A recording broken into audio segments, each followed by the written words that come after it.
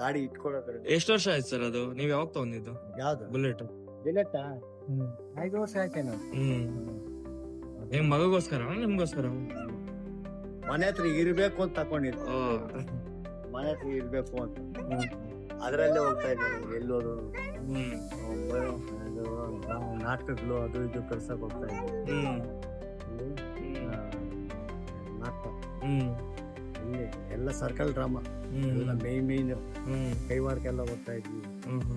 ಅದ್ರಲ್ಲ ಬುಲೆಟ್ ಅಲ್ಲಿ harmonium master ಕುಳ್ಸ್ಕೊಂಡು ನಾಟಕ ಕಲಿಸ್ತಾರಲ್ಲ ಮಾಸ್ಟ್ರು, ಅವ್ನ್ ಕುಳ್ಸ್ಕೊಂಡು ಹೋಗ್ತಾ ಇದ್ದೆ ನಾನು.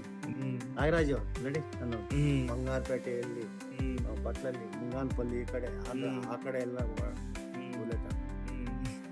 ಎಲ್ಲಿ ರಿಟೈರ್ಡ್ ಆಗಿದ್ ನೀವು? ಚಿತ್ತಾಮಣಿ ಡಿಪೋನಲ್ಲಿ. ಚಿತ್ತಾಮಣಿ ಡಿಪೋ ಹೋಟ್ಲಲ್ಲಿ ಅದೇ ಹೋಟ್ಲಿಗೆ ನಿಮ್ಗೆಲ್ಲ ಫ್ರೀನಾ ಏನು? ಮತ್ತೆ ದುಡ್ಡು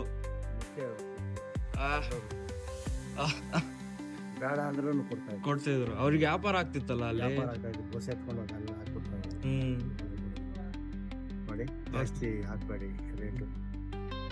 2 ರೊಟ್ಟಿಗೆ ದಾಲ್ಗೆ 120 ರೂಪಾಯಿ ಅಲ್ಲ ಅವಾಗ. 20 ರೂಪಾಯಿ ಜನಗಳಿಗೆ ಜಾಸ್ತಿ.